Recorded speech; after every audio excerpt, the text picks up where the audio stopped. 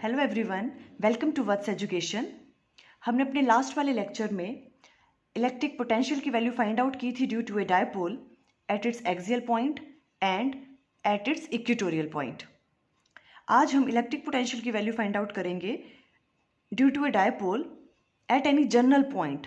Means ना तो वो इक्वेटोरियल पॉइंट पे है ना ही वो एक्सियल पॉइंट पे है। आपको कोई जनरल पॉइंट पे आपको फाइंड आउट करनी है इलेक्ट्रिक पोटेंशियल की वैल्यू, और वो थीटा एंगल बना रहा है डायपोल मूवमेंट के साथ। ये आपको गिवन है। ठीक है, हम स्टार्ट करते हैं। Electric potential at any general point due to a dipole. हम सबसे पहले कंसीडर कर लेंगे डायपोल ए बी। एक डायपोल है, यहाँ चार्ज माइनस क्यू है, ये प्लस क्यू चार्ज है। ठीक है, इनकी लेंथ 2a होती है, हमें पता है। ओके, इस डायपोल का सेंटर O है।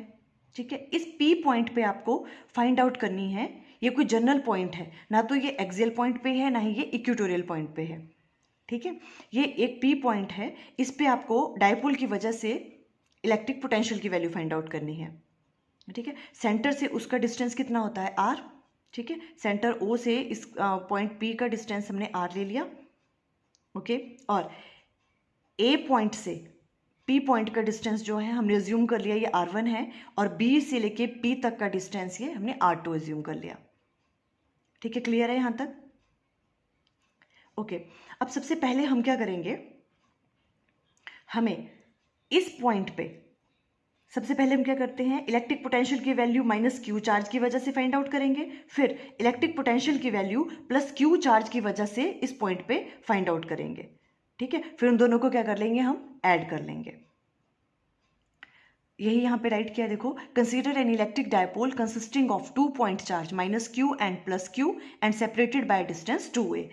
ये एक डायपोल है जिसकी लेंथ 2a है, माइनस क्यू चार्ज है, प्लस क्यू चार्ज है। We wish to determine the potential at a point P। P पे हमें इलेक्ट्रिक पोटेंशियल की वैल्यू निकालनी है at a distance R from the centre.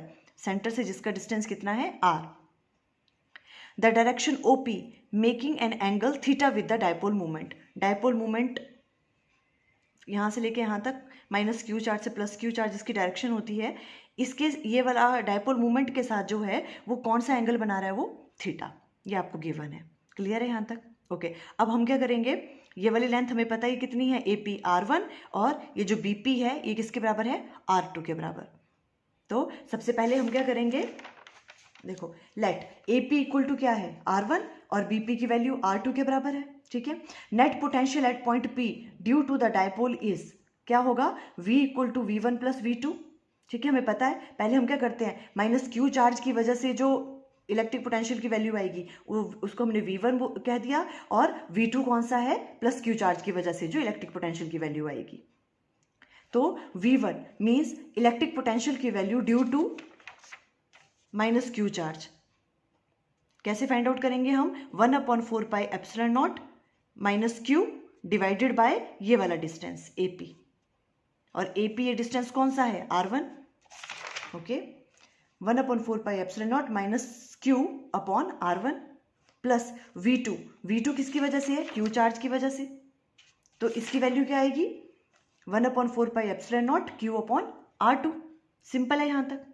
Okay, so V equal to क्या आ गया, देखो ये वाली चीज़ क्या है, कॉमन है इसमें, Q डिवाइडेड बाय 4πε0, इसको हमने कॉमन ले लिया, Q अपॉन 4πε0, और अंदर क्या आपके पास बच गया, 1/R2 माइनस 1/R1। इसको आप सॉल्व करोगे, सॉल्व करने से आपके यहाँ LCM लेके आपके पास ये वाला आ जाएगा, QV की वैल्यू जो टोटल पोटेंशियल की वैल्यू है due to a dipole, that is Q divided by 4πε0 R1 minus R2 divided by R1 R2। इसको हमने इक्वेशन 1 नाम दे दिया। यहाँ तक क्लियर है? आई थिंक यहाँ तक कोई प्रॉब्लम नहीं है। हमने P पॉइंट पे माइनस क्यू चार्ज की वजह से इलेक्ट्रिक पोटेंशियल की वैल्यू फाइंड आउट की, और फिर प्लस क्यू चार्ज की वजह से, और उनको ऐड कर लिया। ठीक है, अब ये सब हमने सॉल्व कर लिया, बट अब हमें किसकी वैल्यू फाइंड आउट करनी है, हमारे पास R1 माइनस R2 की वैल्यू नहीं है। ठीक है, R1 माइनस R2 की वैल्यू हमें फाइंड आउट करनी है। देखो हम वो कैसे फाइंड आउट करेंगे, यहाँ तक तो आपको क्लियर हो गया। ठीक है, उस वैल्यू को फाइंड आउट करने के लिए हम क्या करेंगे, देखो अगर आप हम इस तरह से इसको अंडरस्टैंड करें, देखो ये तो आपको क्लियर है, ये डायपोल है, लेंथ 2a, ये वाली इस पॉइंट पे आपको फाइंड आउट करनी है अब इलेक्ट्रिक पोटेंशियल की वैल्यू। तो ये वाला डिस्टेंस आपके पास r1 है और ये वाला डिस्टेंस क्या है r2, ये वाला डिस्टेंस r2 है और सेंटर से इसका डिस्टेंस कितना है r है और ये एंगल थीटा बना रहा है। यहाँ तक कोई प्रॉब्लम नहीं है। ओके, अब हमने क्या फाइंड, देखो अब हम क्या करेंगे, r1 माइनस r2 की वैल्यू फाइंड आउट करने के लिए हमने क्या किया, देखो इस वाले पॉइंट से अगर हम यहाँ पे एक नॉर्मल ड्रॉ कर लें, देखो अगर हम इस तरह से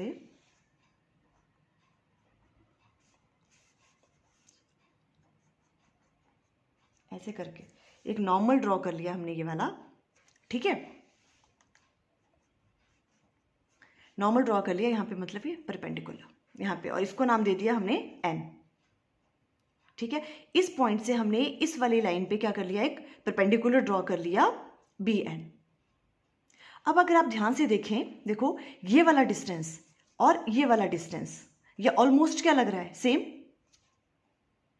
ठीक है। ये वाला डिस्टेंस और ये वाला डिस्टेंस तो सेम नहीं था, है ना, ये दिख रहा है ये बड़ा है ये छोटा है, ठीक है। पर अगर हम इसको ध्यान से देखें तो ये वाला डिस्टेंस जो है bp ये किसके बराबर लग रहा है, pn के बराबर।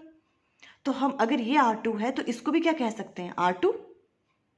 क्लियर है ना यहाँ तक? ओके, अब देखो अगर हम इस डिस्टेंस की बात करें, ये वाला, ये कौन सा हो गया, फुल कितनी है इसकी लेंथ r1, ये डिस्टेंस कितना है r1, तो ये वाला डिस्टेंस कितना हो गया r1 माइनस r2, बिकॉज ये वाला डिस्टेंस हम किसके बराबर बोल रहे हैं, r2 के बराबर।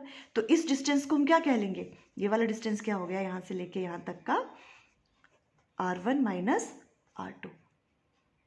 क्लियर है ये वाला, ठीक है। ये और ये डिस्टेंस बराबर है, इसलिए हमने इस वाले डिस्टेंस को भी r2 कह दिया, ठीक है। और ये वाला डिस्टेंस किसके बराबर आएगा, r1 होल लेंथ है, r1 माइनस r2 हमने इससे कर दिया, तो ये वाला डिस्टेंस आ गया। ओके, अब हमें इसकी वैल्यू फाइंड आउट करनी है। देखो अब यहाँ पे एक ट्राइंगल बन गई, कौन सी ट्राइंगल बन गई, ट्राइंगल BNA, BNA एक ट्राइंगल बन गया आपके पास, ठीक है। अब इस ट्राइंगल में आपको क्या दिख रहा है, ये परपेंडिकुलर है, ठीक है। परपेंडिकुलर के सामने वाली चीज क्या होती है हमेशा, हाइपोटेन्यूज, तो ये हाइपोटेन्यूज है, ठीक है। और ये वाली चीज क्या है आपके पास, बेस है, ठीक है। और आपको पता है क्या होता है कि बेस डिवाइडेड बाय हाइपोटेन्यूज की किसके बराबर होता है, बेस क्या है आपके पास r1 minus r2 divided by hypotenuse की वैल्यू क्या है यहाँ पे 2a इक्वल टू किसके बराबर होता है, cos थीटा के बराबर, ठीक है। r1 minus r2 divided by 2a equal to किसके बराबर आ गया, cos थीटा के बराबर, इस ट्राइंगल से, ठीक है। क्योंकि परपेंडिकुलर के सामने वाली जो साइड होती है वो क्या होती है आपके पास, हाइपोटेन्यूज, ठीक है। तो यहाँ से आप वैल्यू निकाल सकते हो, r1 minus r2 equal to किसके बराबर आ गया 2a cos थीटा। यही वैल्यू तो हमें फाइंड आउट करनी थी। ये क्लियर हुआ आपको कैसे फाइंड आउट की वैल्यू हमने, ठीक है। ओके, यही चीज़ हमने यहाँ की है। देखो फिर हमने क्या किया, फ्रॉम ट्राइंगल BNA, यहाँ भी हमने यही किया था, यहाँ पे परपेंडिकुलर ड्रॉ किया इस पे, और ये वाली लेंथ r1 माइनस r2 आपके पास आ गई, ठीक है। और यहाँ से क्या किया हमने, ट्राइंगल BNA से क्या हो गया, जो आपके पास r1, जो आपके पास an है, an की वैल्यू, ठीक है, an डिवाइडेड बाय क्या है, जो आपके पास ये वाला है AB इक्वल टू किसके बराबर आ गया आपके पास, cos थीटा। और यहाँ पर आप वैल्यू फाइंड आउट कर सकते हो an which is equal to r1 minus r2 equal to 2a cos theta. अब ये वाली वैल्यू हम किस में पुट कर लेंगे, putting value of r1 minus r2 in equation 1, equation 1 में ये वाली वैल्यू डाल देंगे, ठीक है। तो टोटल पोटेंशियल क्या हो गया आपके पास, अब Q divided bye 4 pi epsilon not, r1 minus r2 की जगह हमने वैल्यू पुट कर दी 2a cos theta divided by r1 r2। Clear है अब तो ये, okay. If point P lies far away from the dipole, then R1 R2, अगर अब हम कह रहे हैं कि ये वाला जो पॉइंट है कि बहुत ज़्यादा दूर है, मान लो बहुत ही ज़्यादा दूर है डाइपोल से, तो क्या होगा, R1 जो है किसके बराबर हो जाएगा, ऑलमोस्ट R2 के बराबर, ठीक है। तो R1 R2 ये किसके बराबर आ जाएगा, R स्क्वायर के बराबर। हम इसको ऐसे राइट डाउन कर सकते हैं, ठीक है। तो पोटेंशियल की वैल्यू क्या आ गई अब, Q upon 4 pi epsilon not 2a cos theta, और इसकी जगह हम क्या राइट डाउन कर लेंगे, r स्क्वायर। क्लियर है, ओके। तो ये वाली वैल्यू अब आपकी आ गई इलेक्ट्रिक पोटेंशियल की value eight any general point पे, ठीक है। 1 अपॉन 4 पाई एप्सिलॉन नॉट, आपको पता है 2a मल्टीप्लाई बाई Q, ये क्या होता है, डाइपोल मूवमेंट। ठीक है, तो हम इसको राइट डाउन कर सकते हैं P, तो ये आ गया P cos theta divided by r square. ये आपके पास वैल्यू आ गई इलेक्ट्रिक पोटेंशियल की। क्लियर हो गया? ठीक है, अब हम केस डिस्कस करते हैं। देखो ये एक जनरल पॉइंट के लिए था, इसी में से अगर आप थीटा की वैल्यू चेंज कर लोगे तो आपके पास एक्सियल पॉइंट के लिए भी निकल जाएगा इलेक्ट्रिक पोटेंशियल की वैल्यू, और इक्वेटोरियल पॉइंट के लिए भी निकल जाएगी। देखो कैसे, फॉर एक्सियल पॉइंट आपको पता है, अगर आपको एक्सियल पॉइंट पे निकालनी हो डाइपोल की वजह से, तो वहाँ थीटा की वैल्यू क्या होगी, 0 ऑफकोर्स, बिकॉज अगर हमें एक्सियल पॉइंट पे निकालना है, मान लो इस पॉइंट पे निकालनी है आपको इलेक्ट्रिक पोटेंशियल की वैल्यू, तो यहाँ निकालोगे तो एंगल क्या हो जाएगा, ये ऐसे करके क्या हो गया, यहाँ तक आ गया, एंगल क्या हो गया उनके बीच में, 0, तो थीटा की वैल्यू 0 आ गई। आप इस वाले में थीटा की वैल्यू 0 पुट करो, थीटा कॉस 0 इज 1, तो पोटेंशियल की वैल्यू आ गई 1/4πε0 P/r²। यही तो होती है डाइपोल की वजह से एक्सियल पॉइंट पे इलेक्ट्रिक पोटेंशियल की वैल्यू। क्लियर, निकल गई यहाँ से। ओके, अब हम इक्वेटोरियल पॉइंट की बात करें अगर, तो इक्वेटोरियल पॉइंट पे अगर ये मान लो ये वाला पॉइंट जो है P आपका अगर यहाँ होता, तो ये वाला थीटा एंगल क्या होता, 90 डिग्री, तो आप 90 डिग्री वैल्यू यहाँ पे पुट कर दो थीटा की, और कॉस 90 क्या होता है, 0, तो इलेक्ट्रिक पोटेंशियल की वैल्यू क्या आ जाएगी, होल 0, और हमें पता है इक्वेटोरियल पॉइंट पे इलेक्ट्रिक पोटेंशियल की वैल्यू क्या होती है, 0। ठीक है, तो हमने जब इलेक्ट्रिक पोटेंशियल की वैल्यू किसी जनरल पॉइंट के लिए फाइंड आउट की, ठीक है, जो उसका कैलकुलेट करके हमारे पास जो इलेक्ट्रिक पोटेंशियल की वैल्यू आई, उससे हम क्या कर सकते हैं, एक्सियल पॉइंट पे भी निकाल सकते हैं इलेक्ट्रिक पोटेंशियल की वैल्यू, और इक्वेटोरियल पॉइंट पे भी। क्यों? क्योंकि हमें क्या पता होना चाहिए, सिर्फ थीटा। एक्सियल पॉइंट पे थीटा की वैल्यू 0 पुट कर देंगे, और इक्वेटोरियल पॉइंट के लिए कर देंगे 90 डिग्री। ठीक है, इस तरह से हमें कैलकुलेट करेंगे। देखो इजी था, हमने क्या किया, एक जनरल पॉइंट आपके पास थीटा एंगल दे रखा है, हमने क्या किया, पहले -q चार्ज की वजह से उस पर इलेक्ट्रिक पोटेंशियल की वैल्यू निकाली, फिर +q चार्ज की वजह से निकाली, उनको ऐड कर लिया, फिर हमें R1 - R2 की वैल्यू फाइंड आउट करनी थी। उसके लिए हमने क्या किया, यहाँ से परपेंडिकुलर ड्रॉ किया इस वाली लाइन पे, ठीक है, और यहाँ से आपने R1 - R2 की वैल्यू फाइंड आउट कर ली, और वो आ गया आपके पास 2a cos थीटा। वो वैल्यू आपने यहाँ पे इलेक्ट्रिक पोटेंशियल वाले फॉर्मूले में यूज़ की, और आपके पास जो है पोटेंशियल की वैल्यू आ गई V = 1/4πε0 P cos theta divided by r²। I think आपको क्लियर हो गया। Okay, thank you.